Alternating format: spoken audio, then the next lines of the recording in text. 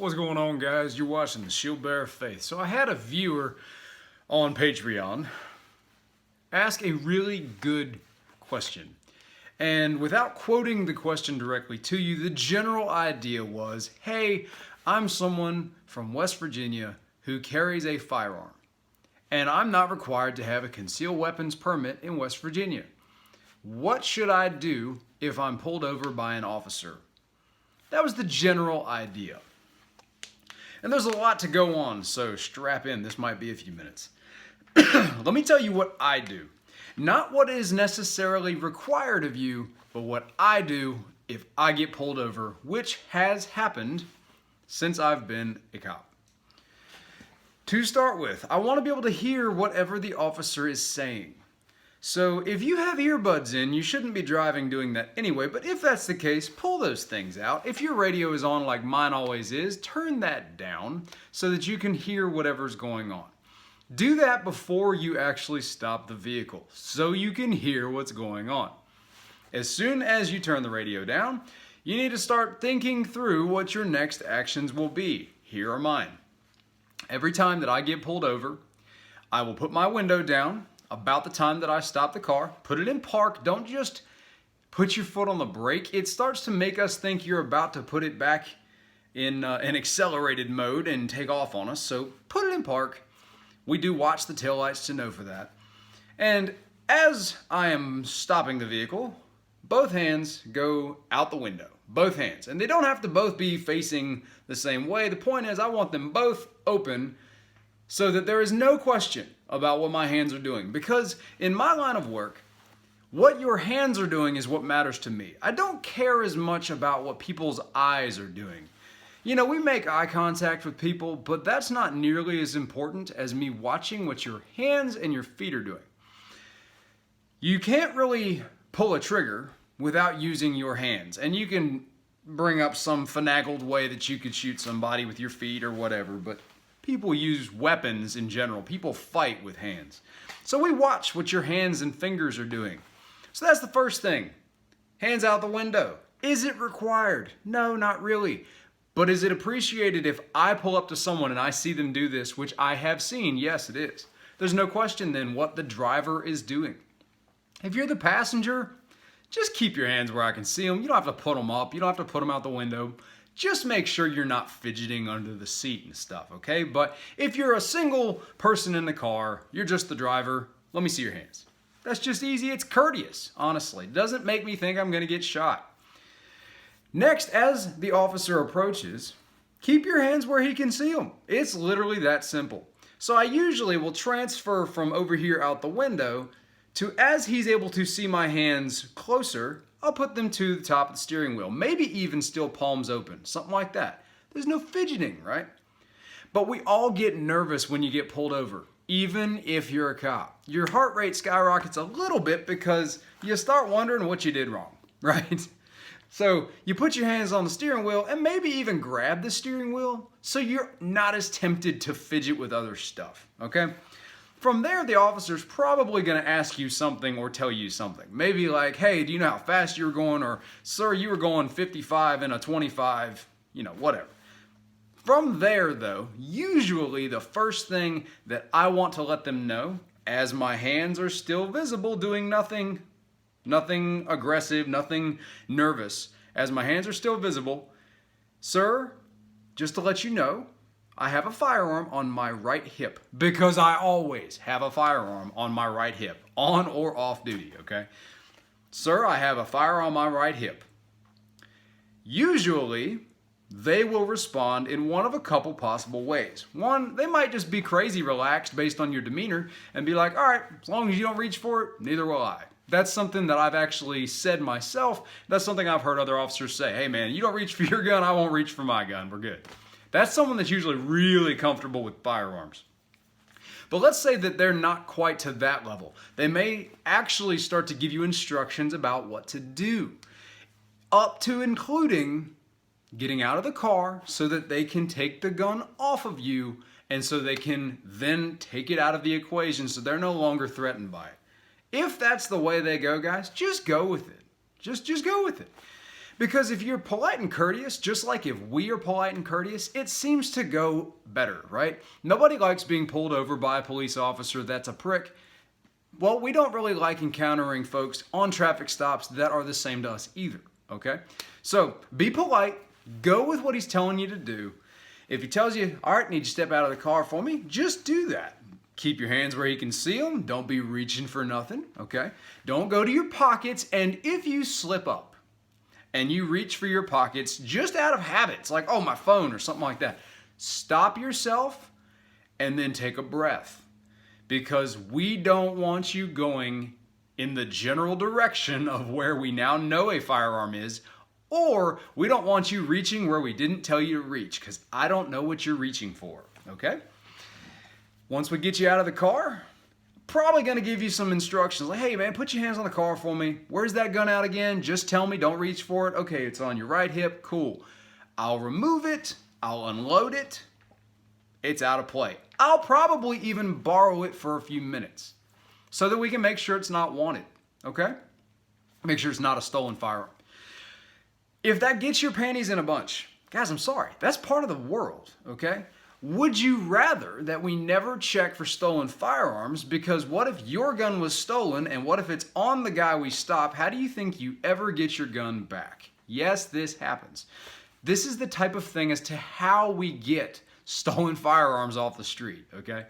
So just roll with it. The officer will bring it back, okay? So let's say that he's put you back in the car, he's taken the firearm, and if you're doing everything right, you got nothing to worry about. That gun's going to come back clean. It's not going to be stolen. At that point, the officer is probably not going to hand it back to you directly. They're probably, at least for me, I never hand a loaded firearm back to somebody, ever. Never, ever. Because I am not confident what your skill level may or may not be, and we're still cautious, right? So handing a loaded gun back to somebody, even if I flip it around barrel toward me and hand you the grip of it, I don't know what your finger's about to accidentally do, and I don't want to be shot. So I'm not going to give you a loaded gun. What we will likely do is, again, one of a couple options. Maybe I'll say, hey, do you mind popping the trunk? I'll put the weapon in there, unloaded, magazine out, something like that. Or maybe I'll even want to do something else. I've done this before. Hey, I'll tell you what. I'll toss the firearm in the back seat floorboard, and I will put the magazine in your passenger seat or something, just to create more distance between the items. Now, why would that be useful to me? Because it requires more exaggerated movement to put that gun back into play.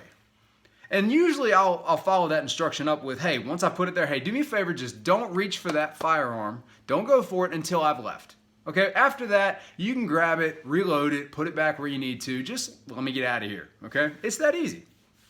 If I put it in the trunk, same thing. Maybe you can either just go get it once I leave while you're still sitting there, depending on where you're at, or just pull around the corner, get your gun, load it back up, put it on your hip, okay? It's all trying to mitigate the risks to us, okay? Same thing happens with pocket knives. So if you're strapped in a car, I'm not as worried about a pocket knife because you're in a car. Okay, there's a distance that you are not going to easily travel. If you are someone who is outside the car and you start again reaching into your pocket, which happens to have a knife on it, guys, we don't really like that. You know, we'd really appreciate being able to just keep your hands where you can see them. Maybe just put them down by your side. I don't need them straight up or something. Keep them down by your side. Don't go in your pockets. We've all got these nervous habits. I get it. What if you're someone that is traveling in a state that does not allow firearms? Okay, now this is not a legal recommendation, but what if you're that person? Well, you could say, well, I carry everywhere, so I'm just passing through like Washington, D.C., so I'm just going to try to get from, whatever state to whatever state, passing through a location that does not allow me to carry a firearm. Well, that's a risk that you have taken. And you have to know the risks, okay? What I would suggest is if you're doing that, and I'm not recommending you do, I'm not telling you to go break the law, all right? But if you've decided that you're going through those localities and you've accepted the risk, you're not planning on sticking around in Washington, D.C. with a firearm, and you're not doing anything else illegal, well then don't get pulled over and don't have additional reasons why you would have an officer search you or your vehicle. So an example of that would be marijuana or alcohol. Don't be drunk driving, and don't smoke weed, because those are two of the most easy to articulate reasons to get more information from you. If I go up to a vehicle, you're the only person in the car, and I smell alcohol, which I promise you I know what alcohol smells like, well, then I have reason to give you field sobriety tests to make sure you're not drunk driving. Okay? You've caused that on yourself, though, if you have alcohol in your system. Same thing if you just have alcohol in the car.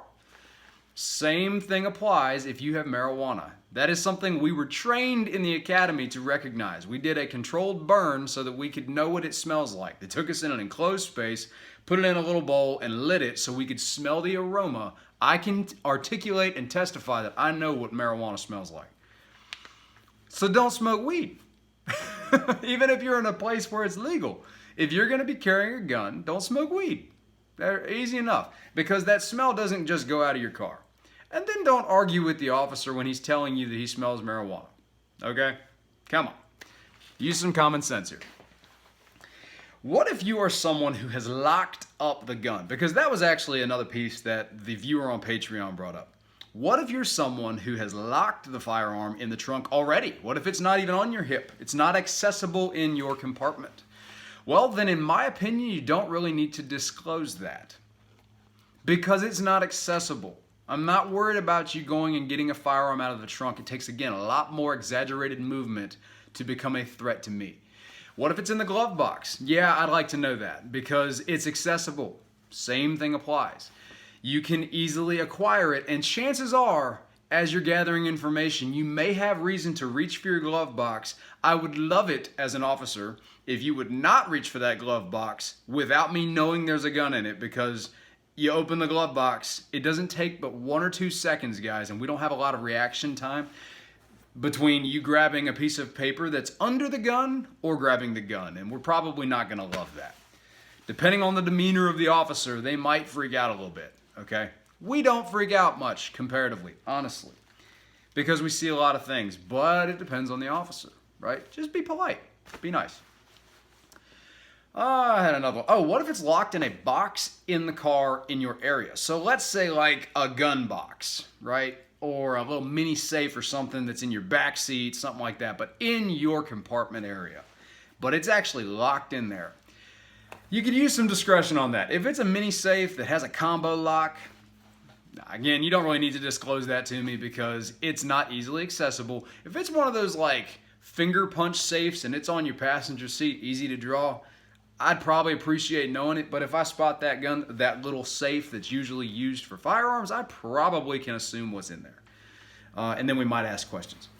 Big thing is to be nice, even if the officer is not.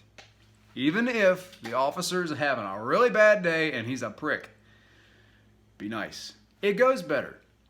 Especially, let's say things go absolutely hinky and they go all kinds of sideways and they go wrong and you're like wrongfully arrested or something. Most of us are wearing body cams now. If we're not wearing body cams, when he pulled you over, his in-car camera was running. It automatically turns on when I flip on the blue lights, okay? They have microphones for that stuff.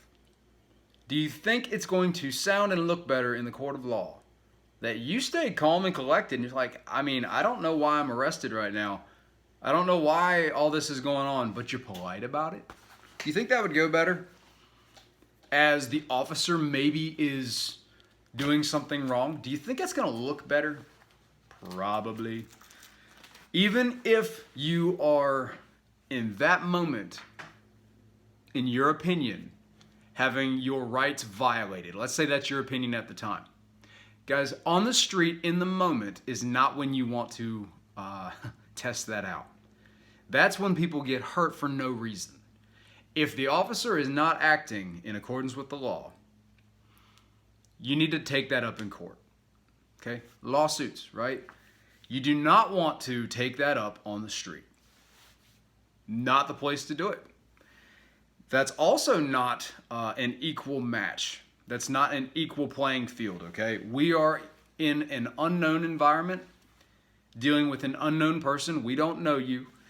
And you're kind of in the same, only you're not nearly as, I would say, ready to use force if needed. And here's why. Because there are people that we pull over that are not cooperative and that are going to go to jail for something because they're wanted or something like that. And so we are prepared to take people to jail if we have to. So don't give them more reasons, you know? That's kind of what I'm saying. You know, I'm probably going to get some mixed comments on this, but I think it's valuable to know what I do if I get pulled over. And maybe you're someone that's sitting there watching this saying, well, I shouldn't have to do that. Well, I don't have to do that. It's just me trying to be courteous. And it's worked so far. I have been pulled over a few times since becoming a police officer. So use that as you will, and I hope it helps. Let me know what you guys think. I'll see you later.